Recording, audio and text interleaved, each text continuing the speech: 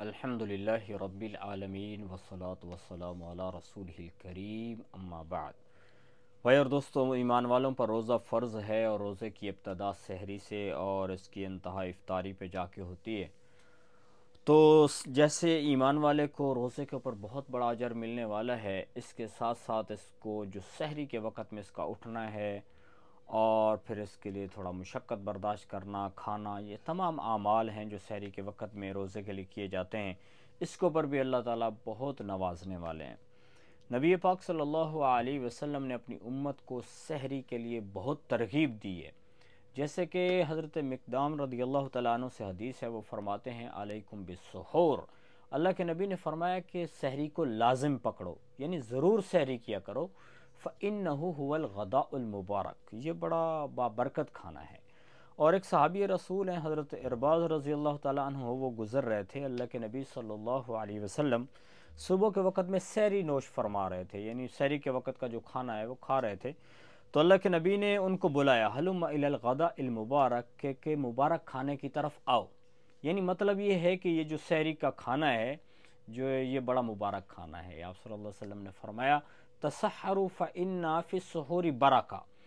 अल्लाह की ज़ात ने इसने में बहुत सारी बरकत रखी है। बरकत तो अब इससे बड़ी बरकत और हमें क्या हासिल हो सकती है कि एक बंदा जब सहरी खा लेता है तो अल्लाह ताला उसको इतनी हिम्मत और क़ुव्वत अता फरमा देते हैं कि वो आराम से अपना रोज़ा मुकम्मल कर सकता है। अगर वो आम तौर पे जैसे हदीस में आता है कि अल्लाह के नबी ने विसाल से मना फरमाया, और विसाल का ये मतलब होता है, एक होता है विसाल यानी ऐसा रोज़ा रखना कि जो कंटिन्यू रोज़े रखता रहे बंदा, उसके दरमियान में सहरी न करे, या ऐसे रोज़े के जो बिल्कुल मुस्तकिल रोज़े रखे जा रहा है, दरमियान में वक्फ़ा ही नहीं कर रहा, तो उससे अल्लाह के नबी ने मना फरमाया। और उसकी वजह ये थी कि अगर एक बंदा जो है वो सहरी करता नहीं, उसने रात का खाना खाया, सोया हुआ, सुबह फिर से उसका रोज़ा चल रहा है, फिर शाम को इफ्तारी की, फिर सुबह के वक़्त में सहरी किए बगैर फिर रोज़ा शुरू कर दिया, तो यानी इसकी तबीयत में फिर कमज़ोरी आ जाएगी। और जो फ़र्ज़ रोज़े हैं, उनके फ़र्ज़ रोज़ों को निभाना भी इसके लिए मुश्किल हो जाएगा। और एक विसाल का मतलब ये होता है कि ऐसे कम मुस्तकिल तौर पे रोज़े रखते रहना के दरमियान में कोई वक्फ़ा ही ना हो, तो जिसकी वजह से जिस्म में कमज़ोरी आएगी। तो रोज़े के साथ साथ जो और फ़राइज़ इसके ज़िम्मे हैं, जैसे नमाज इसके ज़िम्मे फ़र्ज़ है, हलाल रोज़ी कमाना इसके ज़िम्मे फ़र्ज़ है, तो वो इससे छूट जाएगा। तो इसलिए अल्लाह के नबी ने उससे मना फरमाया है। तो चुनाचे हज़रत जो हज़रत अमर बिन आस रज़ी अल्लाह ताला अन्हु साहबी रसूल हैं, वो कसरत से रोज़ा रखा करते थे, तो उनके बारे में मशहूर है। तो वो रात के वक़्त में, शाम के वक़्त बहुत थोड़ा खाना खाया करते थे, और सहरी, क्योंकि वो सुबह के वक़्त में सहरी में खाना खाया करते थे। और फिर वो फरमाया करते थे कि अल्लाह के नबी ने फरमाया कि, यानी अमर बिन आस ने बयान फरमाया है रज़ी अल्लाह अन्हु ने, कि अल्लाह के नबी ने फरमाया कि हमारे और यहूदियों के रोज़े के दरमियान में जो फ़र्क है वो सहरी का है,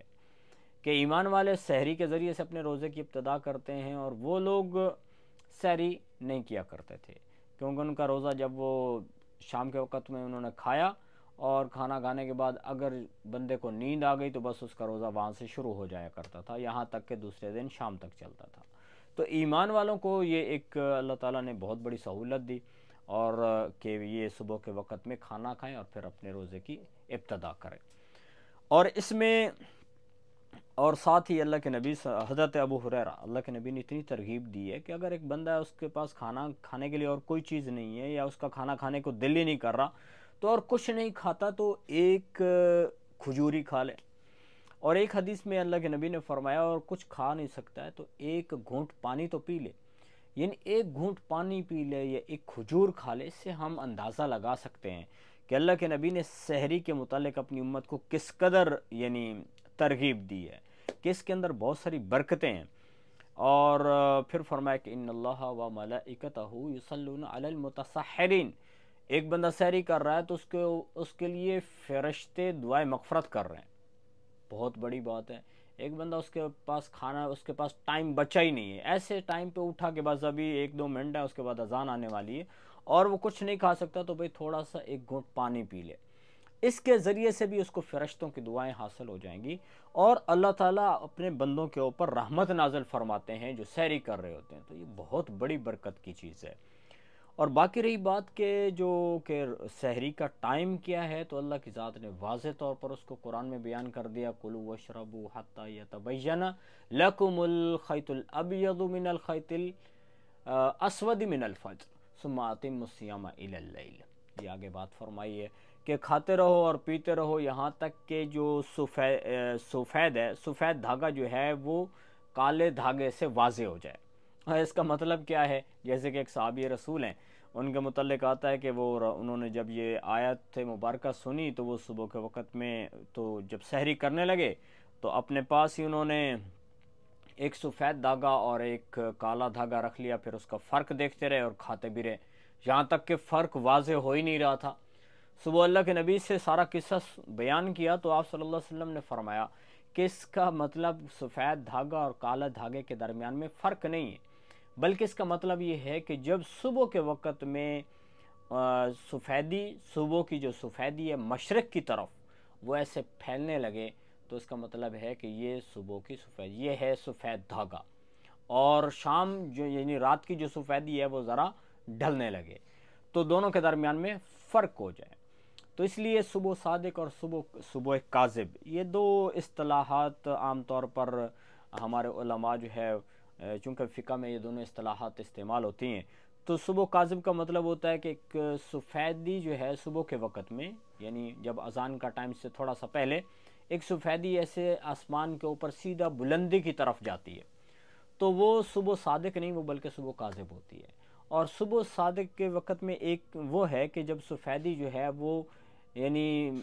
چوڑائی میں پھیلنے لگے، بلندی کی بجائے چوڑائی کے اندر سفیدی ایک پھیلنا شروع ہو جاتی ہے مشرق والی سائڈ پہ، تو اس کو صبح صادق کہتے ہیں۔ تو پہلے چونکہ اس طرح سے کیلنڈر نہیں تھے کہ جن میں لکھا ہو کہ بھائی اتنے منٹ پہ جو ہے نا آپ نے اذان دینی ہے صبح کی، اتنے میں شام پہ، تو ابھی تو بالکل آسان ہو گیا۔ تو اس وقت میں لوگ یعنی صبح صادق اور صبح کاذب کا جو اللہ کے نبی نے اصول بتایا تھا، تو صحابہ کرام رضوان اللہ علیہم اجمعین اور پھر بعد میں لوگ اس کا اہتمام کرتے تھے، سفیدی کو دیکھتے اور پھر اپنے روزہ یعنی سحری کو بند کیا کرتے تھے۔ اور سحری کے وقت کے لیے ایک حدیث جو عام طور پہ لوگ ایک مغالطے کا شکار ہیں، غلط فہمی کا شکار ہیں، لوگ کہتے ہیں جی اذان ہو رہی ہو تو پھر بھی کھاتے رہنا چاہیے، اس میں کوئی حرج نہیں ہے۔ ایسا نہیں ہے، بلکہ جو حدیث مبارکہ ہے وہ یوں ہے کہ اللہ کے نبی صلی اللہ علیہ وسلم نے فرمایا کہ اس بلال کی جو اذان ہے وہ کہیں تمہیں مغالطے میں نہ ڈال دے، دھوکہ نہ دے دے، اس کی اذان سنو تو تم کھاتے رہا کرو، کیونکہ وہ صبح کے وقت کی اذان سے پہلے اذان دیا کرتے تھے۔ اور پھر اس کے بعد عبداللہ ابن ام مکتوم رضی اللہ تعالی عنہ ہیں جو صبح کی اذان دیا کرتے تھے، تو فرمایا ان کی جب اذان آئے تو بس اس وقت تم اپنے کھانا پینا بند کر دو۔ تو اس اعتبار سے آج ہم یہ کہنا کہ بھئی اذان ہو رہی ہے تو جو تھوڑا بہت بچا ہوا ہے تو اس کو کھا پی لو، ایسا ہرگز نہیں ہے، کیونکہ آج کل تو بالکل ٹائم جو ہے یعنی کیلنڈر میں ٹائم واضح طور پہ لکھا ہوا ہے کہ فلاں ٹائم پہ صبح صادق ہو جاتی ہے۔